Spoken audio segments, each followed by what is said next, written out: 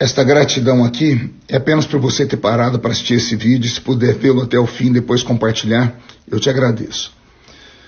O primeiro que perseguiram e caçaram foi Alan dos Santos, mas ninguém se importou, era apenas um jornalista. Depois foi Oswaldo Eustáquio. Prenderam ele, calaram a sua voz, ele foi parar numa cadeira de rodas, mas era apenas um jornalista de internet.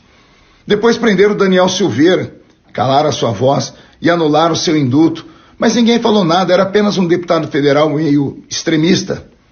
Em seguida, tentaram prender Roberto Jefferson, que, indignado, erroneamente, atacou a polícia. Ninguém se importou, era apenas um líder de partido. Depois caçaram o mandato de um deputado do Paraná, porque criticou as urnas. Ninguém se importou. Afinal de contas, como desconfiar de urnas cuidadas por pessoas tão importantes? Depois foram dezenas de blogueiros, dezenas de influenciadores, dezenas de plataformas que foram desmonetizadas, censuradas e fechadas. Mas ninguém se importou. Eram apenas fake news. Depois foram centenas de pessoas presas, desarmadas, entre elas crianças, mulheres, idosos, doentes, levados para um campo de concentração. E ninguém se importou, pois eram apenas patriotas.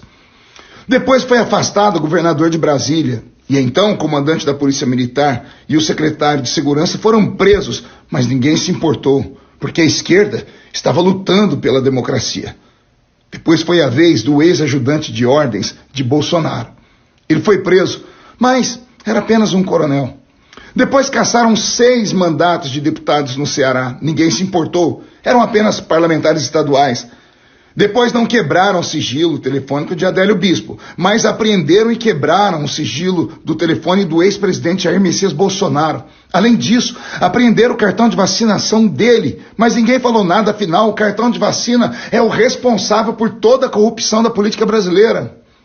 Depois caçaram o mandato de Daltan Dallagnol, com quase 400 mil votos, mas ele era apenas um procurador que investigou os crimes e as safadezas de muita gente. Teve um órgão de imprensa muito respeitado, a Revista Oeste, que foi censurada por trazer uma matéria que expunham pessoas importantes. A extrema imprensa se calou, afinal de contas, era só um veículo de informação digital. O que revolta é o Congresso não se mover. Aliás, os que podem fazer algo no Congresso são apenas os presidentes das 2 casas, da Câmara e do Senado. Ao lado deles, os que podem fazer alguma coisa são os líderes de partidos. Deputados como eu, podemos apenas denunciar. E sabe Deus o que esta denúncia vai me custar.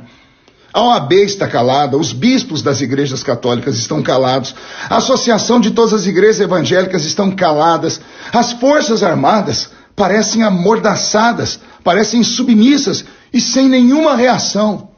A Federação das Indústrias Brasileiras também estão sem ação.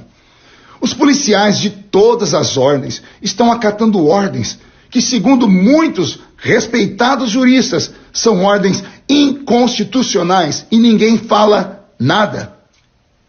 Fica uma pergunta: estamos a caminho de uma ditadura? Eu recebi esse texto, não sei quem é o autor, mas o conteúdo faz sentido. Eu dei voz a ele para que possamos pelo menos orar. E quem sabe, se os poderosos assistirem este vídeo, não se sensibilizem também. Que Deus tenha piedade e misericórdia do Brasil de hoje e do Brasil de amanhã, dos nossos filhos, dos nossos netos. Que Deus tenha misericórdia de todos.